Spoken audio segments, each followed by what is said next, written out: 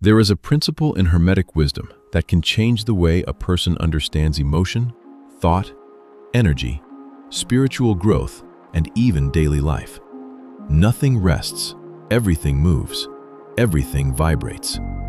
At first, this may sound poetic, but Hermetic teaching does not present this as metaphor only. It presents it as law, a real principle, a living truth woven into everything that exists. Most people hear the word vibration and immediately think of sound, or maybe music, or some vague modern spiritual language. But in Hermetic teaching, vibration is much deeper than that. It refers to motion, energetic quality, frequency, and degree of manifestation. It teaches that differences in matter, force, thought, emotion, and even spiritual expression are differences in vibration. This is one of the reasons this principle is so powerful, because it tells us that reality is not static, life is not dead, nothing is truly motionless. Everything carries movement, quality, and tone. That includes the human being. Your thoughts are not still. Your emotions are not still. Your mind is not still. Your inner world is not fixed. This means that your experience of life is not happening from a neutral place. It is always being filtered through a state, a rate, a frequency, a quality of consciousness. And once you begin to understand that, life starts making more sense. Why some rooms feel heavy, why some people feel draining, why some music lifts you, why fear closes perception, why love opens it, why peace sharpens intuition, why chaos clouds judgment. This is not random. According to Hermetic teaching, all of this belongs to the law of vibration. And that is why this episode matters so much. Because once a person really understands vibration, they begin to understand why some states weaken reality around them, while other states change everything. This can become a turning point in a person's life. Because if vibration is real, then raising it is not just self-help language. It becomes a sacred responsibility. Now let us bring this principle into modern language. Because many people hear these teachings and think they belong only to ancient mystery schools. But the truth is, people already experience vibration every day, even when they do not use that word. You walk into one place and it feels calm. You walk into another and it feels tense. You meet one person and feel safe. You meet another and instantly feel something heavy, restless, or false. What are you sensing? You are sensing quality. You are sensing tone. You are sensing energy. You are sensing vibration. Your second source says something very important here. It says that long before science and spirituality were separated, consciousness itself was understood as the great language of reality, and that energy follows awareness. That means vibration can be understood in modern terms as energetic quality, coherence, emotional tone, frequency of thought, state of nervous system, and overall inner atmosphere. In modern language, we may not always say, this person is vibrating at a lower rate, but we might say, they feel heavy, they feel anxious, they feel off, they feel uplifting, they feel deeply calm, they carry presence. All of those are human ways of talking about vibration. So this principle does not require us to abandon modern understanding. It invites us to deepen it. Because whether we use scientific language, psychological language, or spiritual language, the lived truth remains. Everything carries a kind of signal. Every thought has a tone. Every emotion has a charge. Every environment has an atmosphere. Every relationship has a frequency.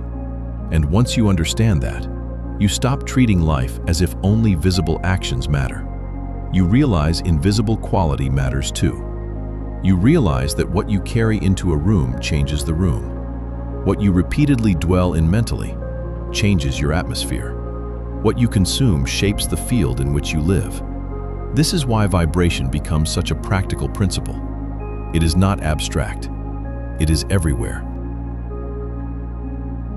Once you begin to understand vibration, you start seeing that it is not limited to meditation, spirituality, or altered states. It enters every part of life.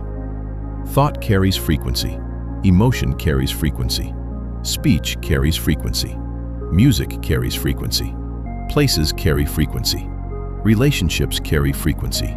Even silence carries frequency. The Kybalion teaches that every thought, emotion, and mental state has its corresponding vibration. That is a huge statement, because it means the human being is never truly broadcasting nothing. You are always carrying some form of signal. A grateful mind does not carry the same field as a resentful one. A fearful person does not speak from the same frequency as a peaceful one. An environment full of conflict does not condition the nervous system the same way as an environment of beauty, order, and calm. Everything affects everything. And this is where people begin to understand why their state matters more than they thought.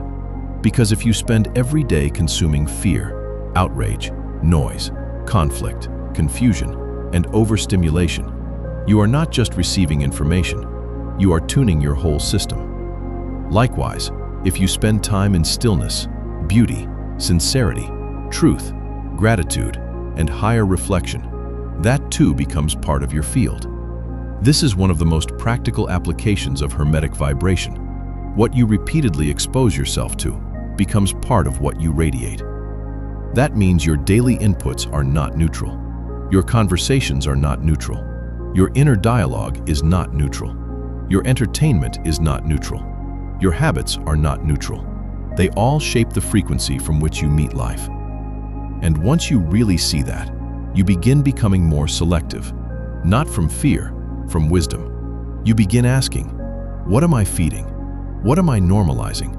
What am I reinforcing through repetition? Because the more often a vibration is repeated, the more natural it begins to feel. And eventually, many people start mistaking familiar vibration for truth. They think, this is just how life is. This is just who I am. This is just reality. But often, it is not reality itself. It is the frequency through which they have been living. And if you feel called to go deeper into these kinds of discussions, we explore universal laws much more deeply inside our Telegram channel and discussion group. That is where we connect, reflect, and share deeper insights together with others on this path. If you would like to join us, the invite link is in the description. Now we come to something very important. What happens when a person lives in a lower vibration for too long? First, let us speak carefully. Low vibration is not a moral insult. It is not about shaming people. It is not about pretending to be spiritually superior. It is about density, disorder, heaviness, contraction, fear, bitterness, emotional fragmentation, reactive living. And when a person stays in those states for too long, perception changes. Low vibration narrows the field. Fear makes reality feel more hostile. Resentment makes reality feel more closed. Hopelessness makes possibility feel invisible. Shame makes the future feel smaller. Overstimulation makes intuition harder to hear. Your second source says clearly that fear contracts, that the distracted mind cannot awaken, and that the world reflects the frequency you emit. That means low vibration does not only feel bad internally, it also changes the world you are able to perceive and respond to. This is crucial, because many people think low states are just emotional experiences. But low states also change decision-making. They change interpretation. They change relationships. They change timing. They change what you tolerate. They change what you repeat. In a lower vibration, a person is more likely to misread situations, react impulsively, expect the worst, choose from scarcity, stay in draining environments, and recreate the same patterns. Not because they are cursed, because their state keeps leading them toward matching outcomes. This is one of the deepest reasons reality seems harsh to so many people. It is not always that life itself is attacking them. Very often, their state keeps tuning them to heavier versions of experience. And once that becomes chronic, they begin calling the pattern reality itself. But it is not the whole of reality. It is reality as met from that frequency. This is why understanding vibration is so liberating. because it shows that a person is not only trapped in circumstance, they may also be trapped in state. And if state can change, experience can begin to change too. Now let us look at the other side. What happens when vibration rises? Again, we should be careful. High vibration does not mean pretending to be cheerful all the time. It does not mean forced positivity. It does not mean emotional denial or spiritual performance. Very often, high vibration looks quieter than people expect. It can look like clarity, presence, gratitude, sincerity, courage, inner order, love, calm nervous system, cleaner thought, and a more coherent heart. Your second source says that love is the highest frequency, and that what you love, you expand. That is beautiful, because it helps us understand that higher vibration is expansive. It opens the field. In a higher state, intuition becomes easier to hear, perception becomes cleaner, speech becomes more measured, reactions slow down, choices become less desperate. You notice possibilities that were previously hidden behind emotional noise. You also become more magnetic in a real sense, not because you are pretending to be powerful, because coherence has influence. People trust steadiness. Peace changes rooms. Clarity sharpens action. Love heals distortion. Presence organizes what chaos cannot. So high vibration does not merely make you feel better. It changes how you meet reality. And because you meet reality differently, reality begins responding differently. This is one of the great secrets here. A person in higher vibration often sees openings where others see only problems. They hear guidance where others hear only noise. They attract different relationships because they no longer fit the same dysfunction. They make different decisions because they are no longer thinking from the same contraction. This is where vibration becomes creative, not because life suddenly becomes fantasy, but because as state rises, perception rises. As perception rises, action rises. As action rises, experience begins reorganizing. And that is how higher vibration starts changing reality, from the inside out. To understand vibration more deeply, we must understand what feeds it.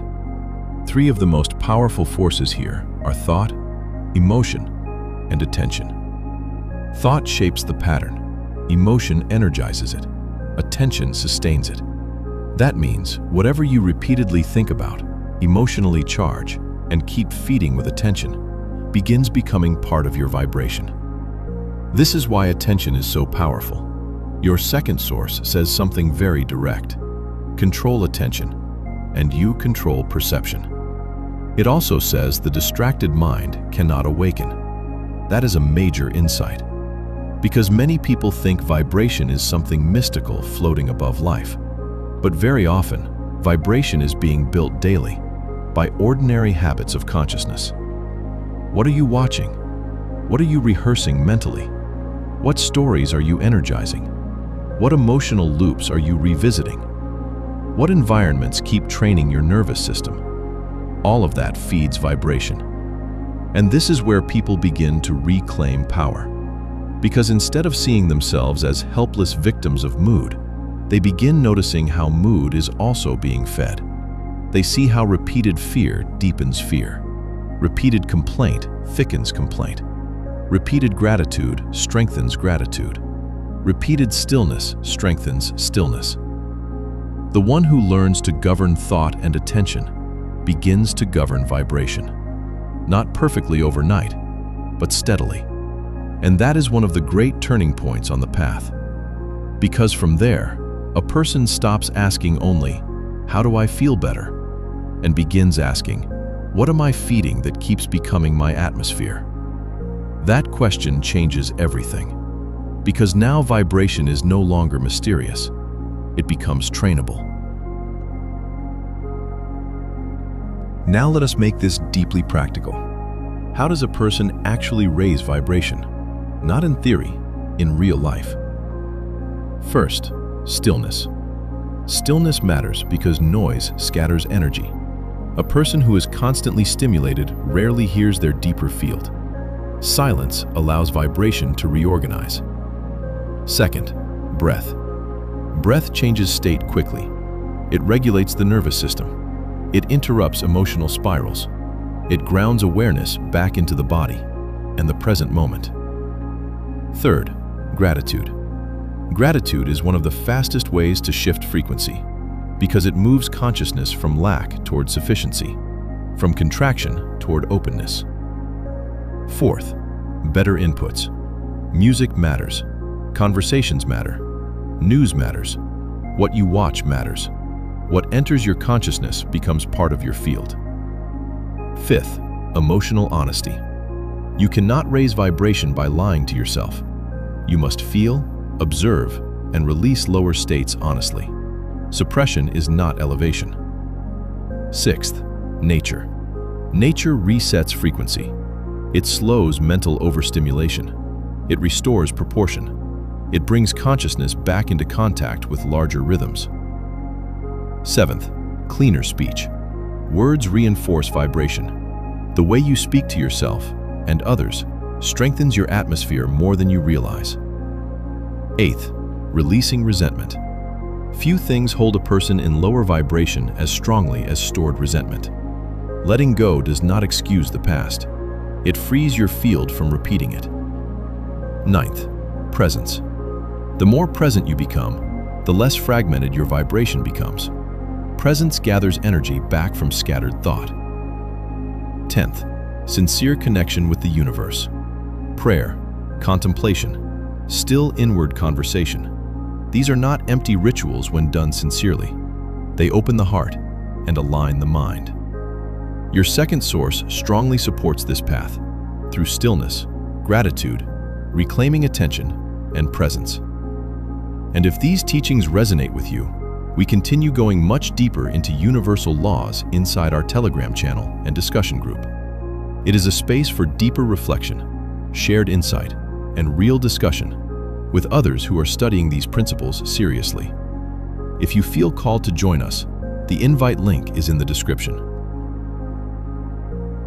If higher vibration is possible, why do so many people stay trapped in lower states? Because most people are never taught how vibration works. They are raised inside distraction. They are trained in reaction. They are fed fear, pressure, comparison, overstimulation, and emotional confusion from a young age. And then they are expected to somehow live clearly, without ever learning inner law. Your second source describes this powerfully when it speaks about the sleep of humanity, the machinery of distraction, and the ways systems feed on unconscious attention. This is important because many people think their low state is just personal weakness, but often it is also structural conditioning. They have been immersed in lower signals for so long that heaviness feels normal. They scroll chaos. They consume fear. They compare constantly. They stay overstimulated. They never rest deeply. They rarely enter silence. They mistake reactivity for aliveness. And because it is collective, it feels natural. This is one of the saddest parts of the modern condition. Many people do not realize they are living inside a tuned field. They think, this is just adulthood. This is just society. This is just life. But often, what they are calling life is an environment that keeps their vibration low enough to remain confused, reactive, and easy to direct. That is why awakening begins with awareness. The moment a person sees the mechanism, something changes. They begin to notice, I am feeding this. I am living inside this. I am carrying this. And maybe I do not have to remain here. That is the beginning of real freedom. Because once the pattern is seen, it can no longer fully hide. Now we come to one of the most powerful parts of this principle. How do masters use vibration? First, they understand that vibration is not just an idea, it is power. The Kybalion says that one may change mental states by changing vibration, influence the vibration of self and others, and that one who understands the principle of vibration has grasped the scepter of power. That is an extraordinary statement. Because it means mastery is not merely intellectual understanding, it is vibrational command. The master does not remain trapped in every state that appears. They do not obey every mood. They do not let every lower frequency take over the whole field of consciousness. They know how to rise. They know how to polarize upward. They know how to recover. They know how to protect attention. They know how not to become the servant of emotional gravity. And because of that, they influence life differently. Their presence has force. Their calm has force. Their clarity has force. Their speech has force. Their silence has force. Not because they are performing power, because they have become coherent enough to radiate it. This is something many people sense, even if they cannot explain it. They meet certain people and feel steadier, more awake, more honest, more clear. That is vibrational influence. And this is why the principle matters so much, because it reminds us that transformation is not only about what we think conceptually, it is about what we become energetically. The master is powerful because they do not only talk about truth, they embody a different state, and that embodiment affects reality. So how do we live this principle daily? Not as inspiration for one evening, not as a spiritual mood, but as a way of life. Begin the morning in silence before touching your phone. Protect the first atmosphere of your consciousness. Breathe deeply and consciously. Bring your body into regulation before the world enters. Notice what emotional tone you are waking into. Do not immediately obey it. Observe it. Choose your inputs carefully. Audit the music, media, conversations, and environments that shape your state. Practice gratitude daily, not mechanically, but sincerely. Use cleaner speech. Do not strengthen heaviness through constant careless words. Spend time in nature. Let your system remember a larger order. Journal honestly. Notice what repeatedly pulls you down. Notice what genuinely raises and steadies you. Return often to presence, not just when you feel spiritual, but when you feel scattered. Ask throughout the day, what am I feeding right now? What am I becoming familiar with? What frequency am I rehearsing? Because this is the real secret. Raising vibration is not a one-time emotional high. It is a discipline. It is a relationship with consciousness. It is an art of living. And over time, the person who practices this becomes different, not because they escaped life, because they began meeting life from a higher state. And if you feel called to keep exploring these universal laws with us, we go much deeper inside our Telegram channel and discussion group. That is where we share deeper insights, reflect together, and continue these conversations beyond the video. If you would like to join us, the invite link is in the description. The quality of your life is shaped not only by what happens around you, but by the vibration from which you meet what happens. And when that vibration rises, reality begins to respond to a different you.